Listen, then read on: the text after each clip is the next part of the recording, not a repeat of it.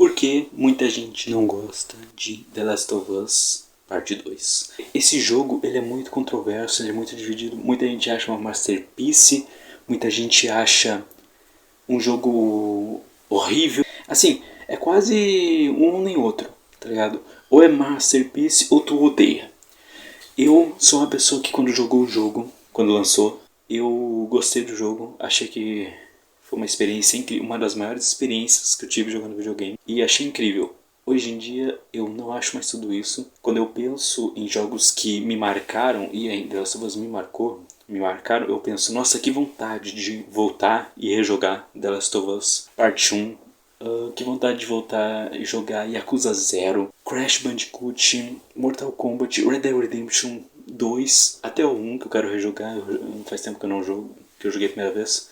Vários do GTA, mas aí eu penso em The Last of Us não me dá vontade de jogar. E eu acho que isso vale pelo fato de que a história, na minha opinião, ela é muito depressiva e metade dessa história não é muito interessante. Esse jogo, ele peca muito com um detalhe muito importante do jogo que deveria te fazer importar com essa personagem, mas não faz, que é a Abby.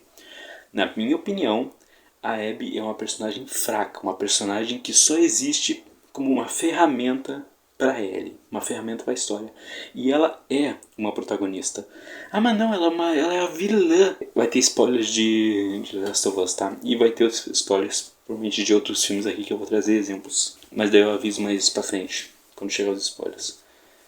Ela mata o Joel e ela não é uma protagonista, ela é uma antagonista. Não. Ela é uma protagonista. Você joga com ela, você, metade do jogo, acompanha a história dela.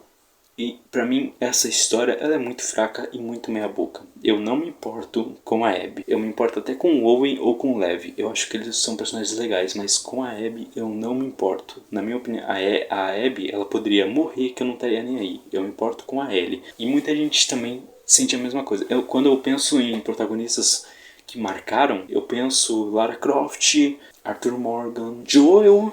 Eu penso em vários personagens diferentes. Crash, Bandicoot, personagens assim de jogos, entendeu? CJ, Michael DeSanta, Trevor Phillips.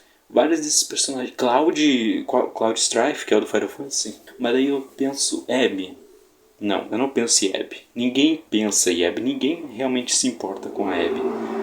Toda a parte da Abby, ela é muito inútil. Ela só serve pra tu criar empatia por ela e nem isso eles fazem direito.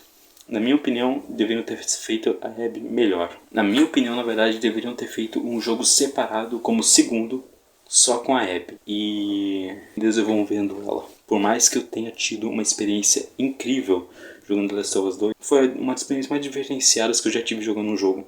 Eu nunca tive aquela experiência na minha vida, mas mesmo assim, eu apagaria aquele jogo inteiro só pra ter um jogo melhor, um segundo jogo melhor. Aqui eu vou pegar um exemplo básico aqui. Ó, vou fazer o seguinte, eu vou criar um exemplo na minha cabeça, tá? A gente tem Yakuza 0.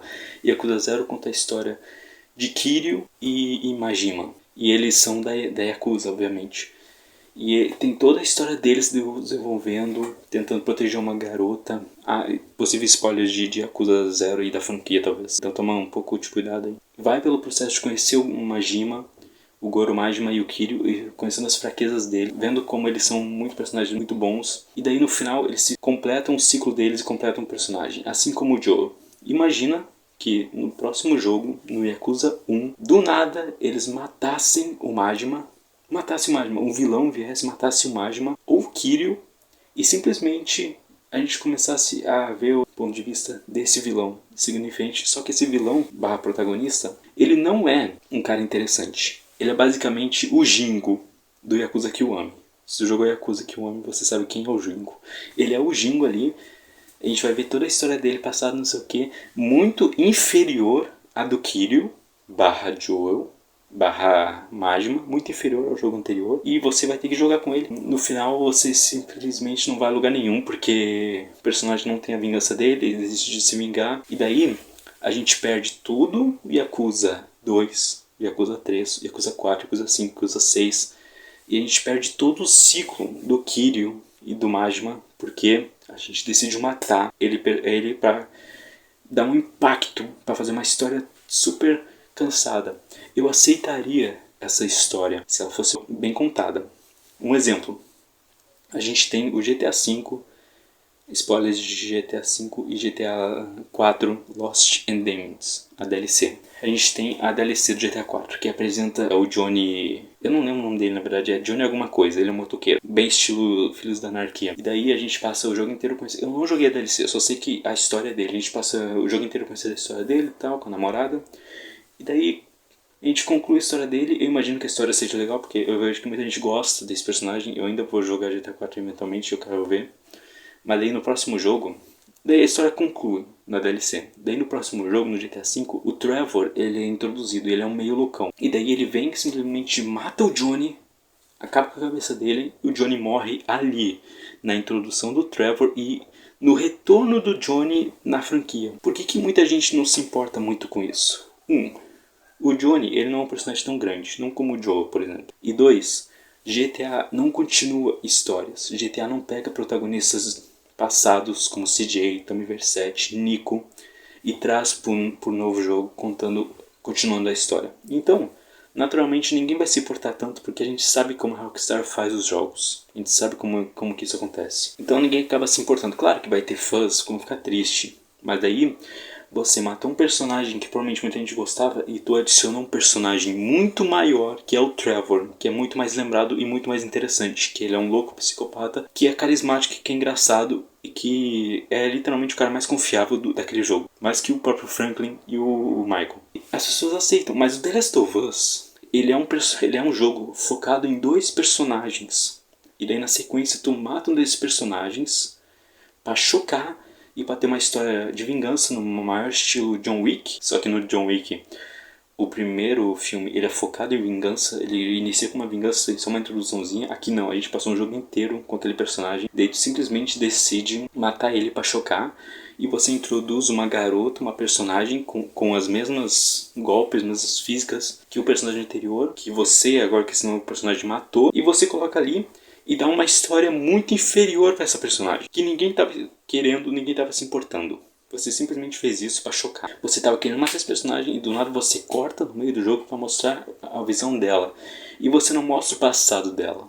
Você simplesmente mostra depois do que aconteceu. E não é uma história interessante, cara. Na minha opinião, a Abby é uma personagem fraca. Por isso não funciona e por isso que quando eu volto atrás e penso nesse jogo, eu penso, não me dá vontade de jogar e eu não ligo pra Abby. Agora eu quero dar outros exemplos sobre jogos que fizeram a mesma coisa que The Last of Us fez, com a premissa, não a premissa, mas exemplos que ele fez a mesma coisa, só que de jeitos diferentes, só pra explicar por que em outros jogos funciona e nesse aqui não. Antes, eu quero falar um negócio. Cara, eu odeio a personagem da Mel.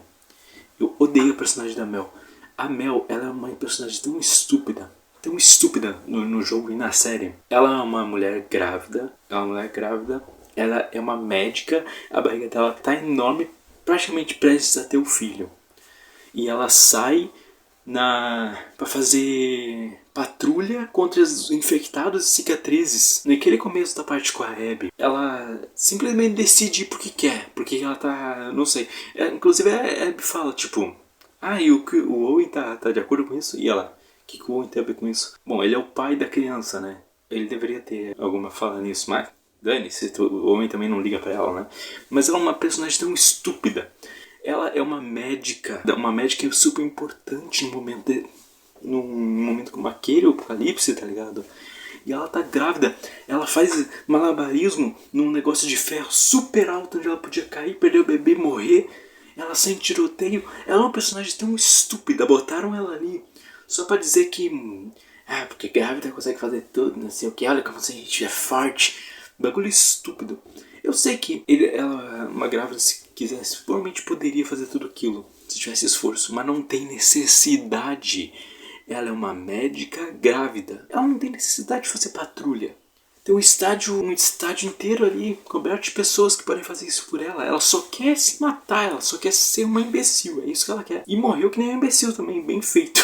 Bom, agora, dando outros exemplos. Eu vou dar alguns exemplos de coisas parecidas que fizeram com The Last of Us em outros jogos. Eu vou começar com Mafia 1 e 2. Se tu não quer spoilers, não é a mesma premissa que tem esses jogos, tem outras premissas, mas se tu não quer spoilers desses jogos, por favor, não continue assistindo. Eu não sei se eu vou deixar um tempo aí pra você pular, talvez eu deixe, mas não assista se tu quer jogar Mafia 1 e 2, porque são jogos muito bons. Eu não joguei o Mafia 1 ainda, mas eu sei um negócio ali da história que eu vou comentar agora. Mas eu joguei o 2. Sério, são jogos muito bons, então tipo, não assista isso aqui se tu pretende jogar eles, porque eu vou dar spoiler da história. No Mafia 1, conta toda a história de um personagem que se chama Angelo, se eu não me engano. E daí a história dele começa e termina no mesmo jogo. Ele começa, vai e no final ele morre. Para 2 caras. Acabou. No próximo jogo é introduzido um novo personagem que se chama Vito Scaletta, o protagonista. E vai contando a história dele e tudo mais normal. E daí lá pro final do jogo, lá pro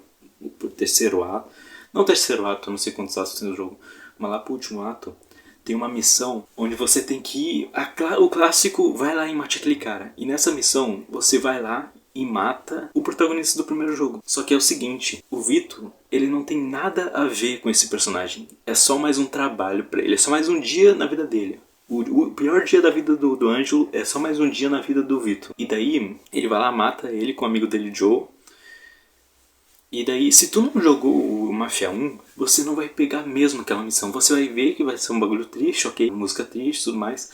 Quem jogou o Mafia 1 e depois jogou o 2, na época que eles lançaram, beleza, pode até entender. Mas daí, se tu não jogou, só jogou o 2, tu nem vai perceber isso. Porque tu não sabe quem o Ângelo é. E nem o Vitor sabe quem ele é. Ele só sabe que é um cara de outra cidade que devia pra máfia porque fala com policiais e tudo mais, daí mataram ele.